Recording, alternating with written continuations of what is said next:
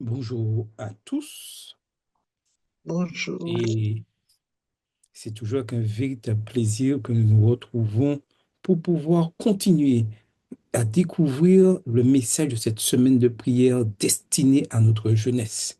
Et aujourd'hui, nous voyons et nous découvrons la vie publique sur le campus en action. Pardon. Alors, le texte de base se trouve dans Romains 12, versets 1 et 2. Et il nous est dit ceci et Paul nous dit ceci dans le livre de Romains. Je vous exhorte donc, frères, par les compassions de Dieu, à offrir vos corps comme un sacrifice vivant, saint, agréable à Dieu. Ne vous conformez pas au siècle présent, mais soyez transformés par le renouvellement de l'intelligence. La génération actuelle, c'est une génération sous pression, on pourrait dire. Mais n'oublions pas, elle ne doit pas oublier, mais elle est appelée à briller pour Jésus-Christ. Nous vivons dans une époque particulière. Jamais une génération n'a eu autant d'accès au savoir, mais jamais elle n'a été aussi exposée à la confusion. Sur les campus aujourd'hui, l'intelligence artificielle redéfinit la manière d'apprendre. Les réseaux sociaux redéfinissent l'identité. Les débats sur le genre, la vérité et la morale redéfinissent les repères. La pression académique atteint des niveaux, je dirais, extrêmes. L'anxiété et la solitude explosent chez les jeunes. Beaucoup avancent, mais sans direction. Beaucoup réussissent, mais intérieurement s'effondrent. On apprend à performer, mais pas à vivre. On apprend à réussir, mais pas à discerner. Et au milieu de ce tumulte, une question, oui, une question se pose en ce matin. Comment vivre pour Dieu dans un environnement qui pousse à se conformer? C'est ici, là, maintenant, que la parole de Dieu intervient avec puissance et nous dit ceci, ne vous conformez pas Présent. au siècle présent. Dieu ne t'appelle pas à disparaître dans le système chez jeunes. Il t'appelle à transformer, oui, à transformer le système par ta présence. Mais attention, on ne transforme pas le monde sans être transformé soi-même. Offrez vos corps comme un sacrifice vivant. Avant d'être visible, nous devons être consacrés. Notre génération aime la visibilité, l'influence, l'impact. Mais Dieu commence ailleurs. Il commence à l'autel. Le problème aujourd'hui n'est pas le manque de talent. Non, nos jeunes sont pétris de talent. C'est le manque de consécration. On veut prêcher sans prier, influencer sans être transformé, parler de Dieu sans vivre avec Dieu. Mais Paul dit quelque chose de véritable. Donne-toi entièrement. Pas une partie, pas le dimanche seulement, pas quand ça t'arrange, non. Tout, ton esprit, ton corps, tes études, ton téléphone, tes relations, ton avenir. Aujourd'hui, sur les campus, la réussite personnelle devient une idole. L'image numérique devient une obsession. La comparaison devient un poison. Et sans consécration, le cœur se perd. Tu peux être brillant, brillant, brillant comme tu veux, et spirituellement vide. Tu peux être connecté à tout, oui, et intérieurement isolé. Daniel était dans le système le plus puissant de son époque. Tout à fait. Ce système, c'est Babylone. Babylone, on pourrait dire, c'est l'équivalence de l'intelligence, le pouvoir, la culture dominante. Mais avant de briller, Daniel résolut dans son cœur. Verset 8 de Daniel 1. La décision n'a pas été publique, elle a été intérieure. La victoire publique commence toujours par une décision privée, chers jeunes. Rien n'est plus propre à fortifier l'intelligence que l'étude des Écritures. Et voilà la clé du succès, l'étude des Écritures. Avant d'impacter ton campus, avant de vouloir influencer les autres, transformer les autres, oui, toi, cher jeune, reviens à l'hôtel. Reviens à l'hôtel où Dieu t'attend. Soyez, oui, soyez transformés par le renouvellement de l'intelligence. Le vrai combat n'est pas extérieur. Il est dans ta pensée. Aujourd'hui, les algorithmes influencent tes idées. Les tendances façonnent tes opinions. Les émotions remplacent malheureusement la vérité. On ne te demande plus, est-ce vrai? Mais on te demande, est-ce que tu le ressens? Une fois sans pensée renouvelée, elle devient fragile, émotionnelle, influençable, puisque tu cherches le ressenti et non la vérité. Aujourd'hui, deux forces sont opposées. La conformité, pression extérieure, et la transformation, œuvre intérieure de Dieu.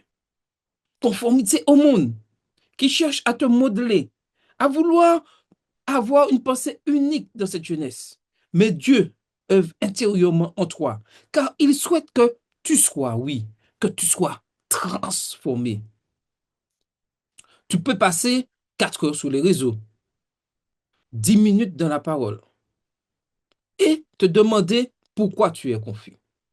4 heures sur les réseaux, 10 minutes dans l'étude de la parole de Dieu, il y a un petit souci. Mais ce n'est pas un problème de foi, c'est un problème de formation de pensée. Qui t'influence? Le monde ou Dieu? Pour être transformé, et c'est ce que Dieu souhaite pour toi, cher jeune, il est important que tu commences par lire la parole de Dieu. Et oui, la clé du succès, lire la parole de Dieu. Ensuite, tu ne peux pas t'arrêter qu'à la lecture. Il faut méditer cette parole. Ensuite, après avoir médité, aspect important, et dans tes études, on te l'apprend, mémorise cette parole. Et ensuite, prier avec la parole. Si le Sauveur lui-même, lorsqu'il était sur cette terre, éprouvait le besoin de prier, lui qui était le Sauveur, à combien plus forte raison, toi, cher jeune, moi, nous devons passer du temps en prière. Comprends-le en ce matin. Ce qui remplit ton esprit détermine ta vie.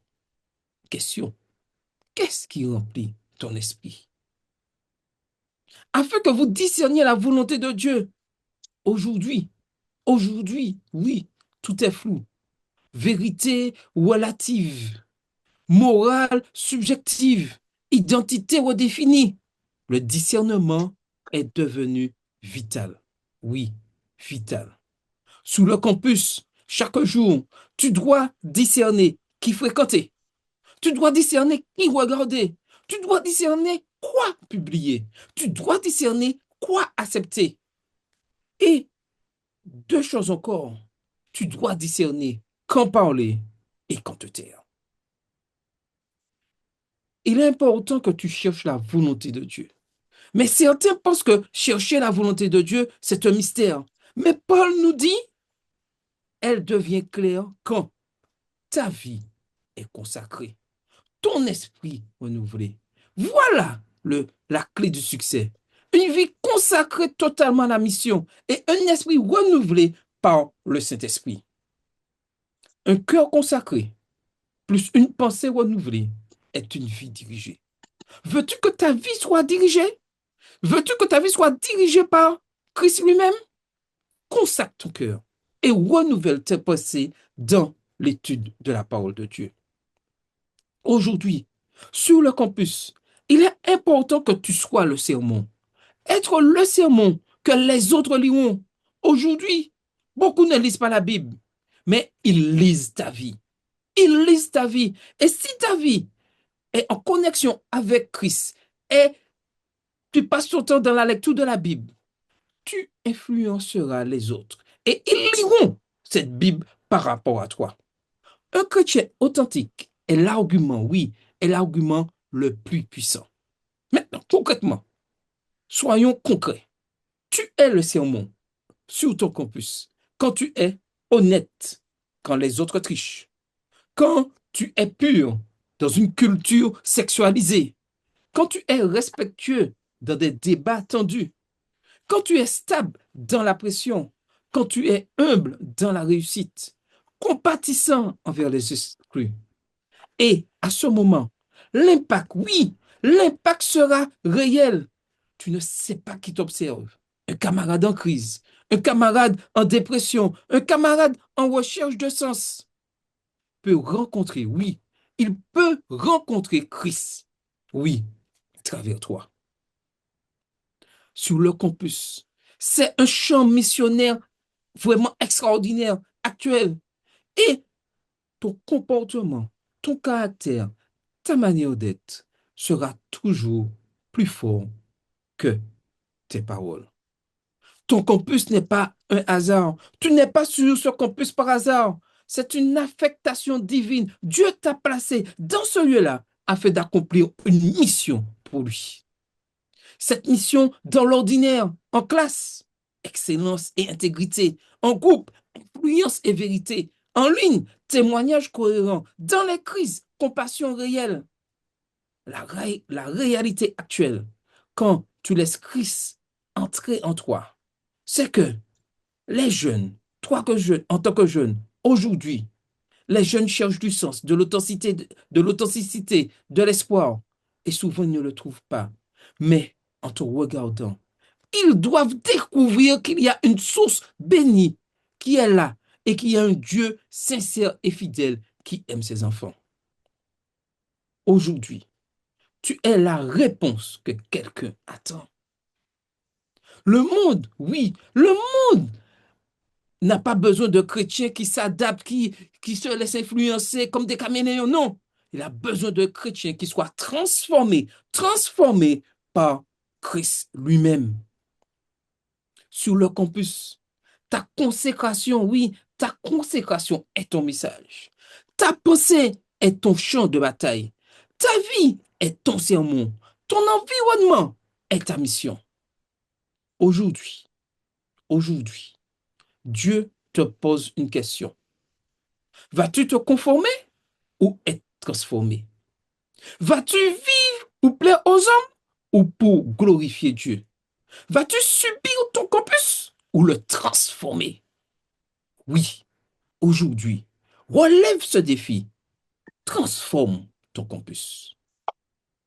Et la question finale, la question qui doit t'interpeller aujourd'hui, es-tu prêt aujourd'hui à offrir ta vie comme un sacrifice vivant pour que Dieu fasse de toi une lumière sur ton campus? Prions. Père céleste, dans un monde rempli de bruit, de pression et de confusion, nous voulons, oui Seigneur, nous voulons entendre ta voix. Nous ne voulons pas nous conformer à ce siècle. Nous voulons être transformés. Nous te donnons nos vies, nos pensées, nos études, nos luttes, nos écrits, nos relations. Renouvelle, Seigneur, renouvelle notre intelligence. Purifie notre cœur, dirige nos choix. Fais de nous des étudiants différents. Non, pas orgueil, mais par transformation. Fais de nous des lumières sur nos campus, des témoins silencieux, mais puissants, des vies qui parlent de Jésus. Utilise-nous pour toucher d'autres vies et que par ta grâce, nos campus deviennent des champs de mission vivants au nom de Jésus. Amen. Amen. Nous allons maintenant nous séparer dans les Amen, salles. amen, amen. Et nous allons prier pour une vie consacrée et transformée sur le campus. Seigneur notre Dieu, nous te prions pour que tous les jeunes étudiants, enseignants et membres du personnel qui vivent chaque jour dans l'environnement du campus, au milieu des pressions, des distractions, des idéologies, des tentations, aide-les à ne pas se conformer au siècle présent. Donne-leur un cœur entièrement consacré à toi. Nous te demandons de les aider à revenir chaque jour à l'autel, de leur donner le goût de la prière, de la Bible et de la communion avec toi, de renouveler leur intelligence par le Saint-Esprit, de faire d'eux des jeunes stables, fidèles et transformés. Que leur foi ne soit pas seulement visible à l'église, mais aussi dans les salles de classe, les couloirs des campus, les résidences universitaires et sur les réseaux sociaux. Seigneur, fais d'eux des sacrifices vivants, saints et agréables à tes yeux. Et petit rappel, ce que nous dit Romains 12, verset 2, ne vous conformez pas au siècle présent, mais soyez transformés par le renouvellement de l'intelligence. Deuxième sujet de prière. Priez pour une jeunesse missionnaire et courageuse. Oui, Père Céleste, nous te prions pour que la jeunesse adventiste du septième jour soit une lumière sur les campus publics. Donne aux jeunes le courage de vivre leur foi avec douceur, fermeté et cohérence. Qu'ils soient non seulement des auditeurs de la parole, mais des témoins vivants de Jésus-Christ. Nous te demandons de leur apprendre à discerner les besoins autour d'eux, de les conduire vers ceux qui ont besoin d'encouragement, de susciter les campus des groupes de prière, d'études bibliques et de services, de faire de leur vie un sermon visible pour ceux qui ne liront peut-être jamais la Bible. Que leur attitude, leurs paroles, leurs choix révèlent la puissance du christianisme authentique. Seigneur, utilise-les pour toucher leurs amis, leurs camarades, leurs professeurs et tous ceux qui cherchent un sens à leur vie. Et comme dit Matthieu 5, verset 16, que votre lumière luise devant les hommes, afin qu'ils voient vos bonnes œuvres et qu'ils glorifient votre Père qui est dans les cieux. Amen. Que le Seigneur vous bénisse. Maranatha, Jésus revient bientôt.